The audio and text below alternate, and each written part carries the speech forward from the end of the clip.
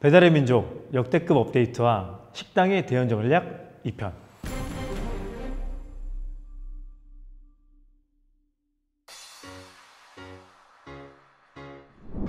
안녕하세요. 샵인샵의 모든 것 임사부TV의 임정훈입니다. 지난 2021년 1월 14일 단행된 배달의 민족 역대급 업데이트와 식당의 대응 전략 2편입니다. 아직 1편을 안 보신 분들은 영상 말미에 1편으로 가는 링크를 걸어 놓을 테니 2편을 다 보시고 1편을 시청하시기 바랍니다. 오늘은 주문 많은 순으로 중심으로 설명드리고 식당의 대응 전략에 대해 정리하도록 하겠습니다. 1월 3일 업데이트 때 검색창이 메인 상단으로 올라온 기대 효과에 대해 먼저 간단하게 말씀드리도록 하겠습니다. 배민에서 검색 주문을 해보시면 느끼시겠지만 검색을 통해 나온 매장들 중에서 다시 주문할 매장을 선택해야 하는데 이게 쉽지 않습니다. 물론 브랜드명을 검색한 고객의 경우에는 원하는 브랜드가 있어 선택이 쉽겠지만 메뉴명, 즉 김치찌개나 순댓국으로 검색했을 때 해당 메뉴를 파는 매장들이 노출되긴 하지만 이 중에 어떤 매장을 선택하느냐는 여전히 숙제로 남습니다. 그래서 검색 후 어떤 기준에서 매장들을 노출시켜 줄 것인가가 중요해집니다. 하지만 이는 쉬운 문제가 아닙니다.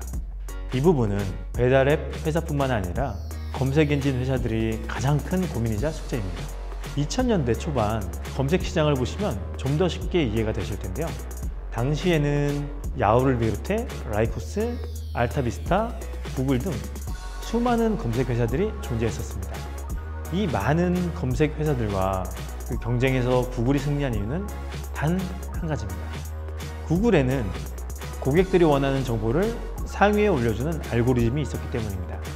구글은 당시 다른 검색 엔진들에 없는 웹페이지의 순위를 매기는 알고리즘이 있었고 이 기능으로 검색 상위에 사용자가 원하는 정보를 올려줌으로써 검색 엔진 전쟁에서 승리할 수 있었습니다.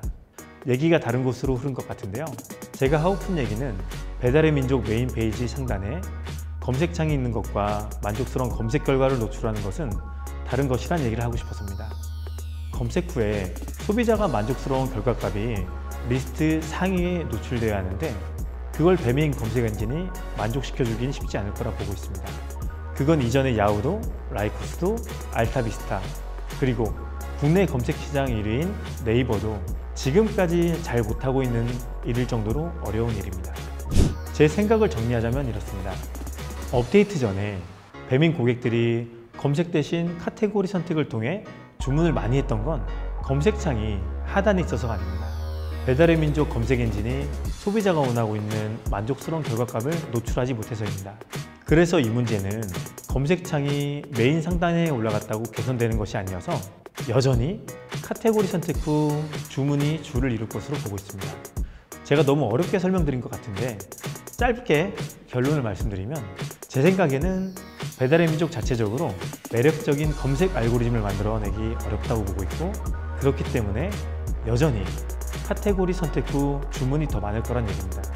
그렇게 되면 대부분의 고객들은 1편에서 얘기했던 주문 빠른 순, 배달팀 낮은 순 탭이나 오늘 말씀드린 주문 많은 순 탭으로 주문할 가능성이 높다고 할 수 있습니다. 그리고 많은 사람들의 예상과에 달리 저는 그중 주문 많은 순의 사용자가 가장 많을 것으로 조심스럽게 추론해 봅니다. 이 추론의 근거는 주문 많은 순이 사회적 증거의 법칙 또는 대중성의 법칙이라고 부르는 소비자들이 가장 선호하는 소비 행태이기 때문입니다. 많은 사람들이 소비한 제품의 경우 신뢰할 만하다고 믿고 구매하게 되고 이로 인해 더 많은 판매와 신뢰가 생겨나는 선순환 구조가 만들어진다는 것입니다. 배달앱에서는 주문 많은 순이 선순환 구조의 수혜를 보는 탭이 되는데요. 이미 많은 사람들이 주문해서 평점과 리뷰로 검증한 매장이라 생각하기에 신뢰하게 되고 더 많은 주문이 생기게 됩니다. 물론 지난 1편에서 말씀드린 빠른 배달이나 낮은 배달 팁을 원하는 고객층은 당연히 배달 빠른 순이나 배달 팁 낮은 순 탭을 이용할 것이고 초반에는 이러한 고객층이 훨씬 더 많을 수도 있습니다. 하지만 시간이 지나면 지날수록 사회적 증거라는 소비 행태와 리뷰와 평점이라는 집단 지성의 힘으로 주문 많은 순 탭의 사용자가 늘어날 것이라고 저는 보고 있습니다. 그리고 주문 많은 순의 사용자가 늘어나는 것은 배민에게도 희소식이 됩니다. 배달 매장에서는 주문 많은 순의 순위가 들기 위해서는 배달 영역을 최대한 넓히고 엄청난 양의 깃발을 꽂아야 합니다. 주문 많은 순의 사용자가 늘어나면 늘어날수록 매출 볼륨이 커질 것이기에 이 싸움에 뛰어드는 매장들은 더욱 늘어날 것이고, 이렇게 되면 더욱 많은 깃발을 꽂아야 하고 결국 배민의 매출이 더 올라갈 것이기 때문입니다. 주문 많은 순에서 승리한 매장의 경우 배달로만 엄청난 매출을 만들어낼 수 있을 것으로 보입니다. 하지만 걱정하는 건 이로 인해 하위 매출 매장들의 매출은 오히려 줄고 깃발 지출이 늘어나는 부익부 빈익빈 현상이 일어날 것으로 보입니다. 그동안 간간히 하위 매장에 들어왔던 주문을 상위 매장에서 가지고 가면서 하위 매장들의 매출은 줄어들게 되고 어쩔 수 없이 이전보다 많은 깃발을 꽂아야 하는 상황이 오게 될 것입니다. 그렇다고 깃발을 늘리면 매출이 이전보다 늘어나느냐? 그렇지 않습니다. 이러한 현상은 서울 유명 상권에서는 이미 나타나고 있는 현상인데요. 서울 홍대 지역의 예를 들면 현재 이 지역은 매장도 많은 데다 상위 업체들이 어마무시한 깃발 전쟁을 하고 있어 깃발 하나의 노출수가 다른 지역의 3분의 1도 안 되는 수준입니다. 전체 고객수 대비 깃발이 몇 배가 많기 때문입니다. 그래서 다른 지역에서 장사하는 사장님보다 깃발을 3배 이상 투자해야 겨우 다른 곳의 노출수와 주문수를 맞출 수 있습니다. 이제 전국이 이러한 현상이 생길 가능성이 높아진 것입니다. 이전처럼 막연한 고객군을 대상으로 마케팅과 판매를 하실 경우 매출 하락이 불가피하기에 반드시 타겟 고객군을 정하셔야 합니다. 만약 주문수가 많은 영역에 참여하고자 하는 매장은 매출 목표가 최소한 월 3천만 원 이상에서는 많게는 1억 원 가까운 목표를 가지고 이를 서포트할 인력이나 공간이 준비된 업체만 참여하시기 바랍니다. 그렇지 않고 매출 목표가 낮은 매장의 경우는 매장 주변에 깃발을 집중하시고 빠른 배달을 원하는 고객이나 아니면 배달 팁을 낮게 해서 배달 팁을 아끼는 고객을 타겟하셔야 합니다.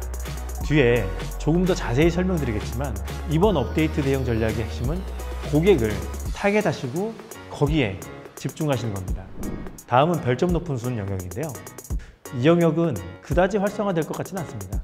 왜냐하면 별점을 준 사람의 수가 적을수록 평점이 높을 가능성이 높아 소비자들에게 신뢰를 받기 어려워 보입니다. 실제 들어가 보시면 아시겠지만 상위에 노출된 매장들의 대부분 5.0을 받은 매장들이지만 참여자의 수가 10명 미만 매장들이 대부분입니다.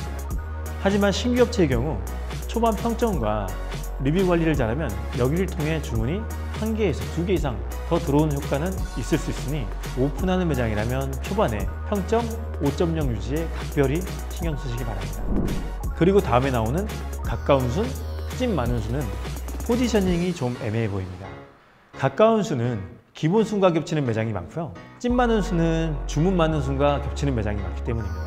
이렇게 유사한 매장들이 리스팅 되는데 굳이 이 탭을 선택하는 고객들이 얼마나 될까라는 의구심을 드는 탭입니다. 그래서 가까운 순과 찐 많은 순 탭은 넘어가셔도 될 것 같습니다. 이제 마지막으로 최소 주문 금액과 기타 영역인데요.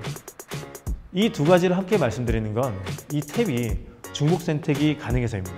최소 주문 금액에서 5,000원 이하로 선택하시고 다시 기타 탭에서 쿠폰을 선택하시면 최소 주문 금액이 5,000원 이하로 가능하면서 쿠폰 사용도 가능한 매장들만 정렬되게 됩니다. 최소 주문 금액에서는 5,000원, 만원, 12,000원, 15,000원, 2만원 이하가 있고요. 기타에는 쿠폰, 포장방문, 1인분, 예약, 만나서 결제가 있습니다. 만약 소비자들이 주문 많은 순을 선택하고 5,000원 이하의 쿠폰 1인분을 선택하면 여기에 맞게 설정되어 있는 매장만 정렬이 되게 되는 것입니다. 그래서 매장 입장에서는 가능하다면 최소 주문 금액을 5,000원으로 해놓고 기타 영역에 있는 모든 것을 즉 쿠폰, 포장방문, 1인분, 예약, 만나서 결제가 가능하도록 세팅해 놓으시면 가장 높은 노출 확률이 생기긴 합니다. 하지만 이럴 경우 수익성은 하락하기에 매장의 상황에 맞게 세팅하시면 됩니다. 여기까지가 1월 14일 업데이트에 대한 설명을 드렸고요.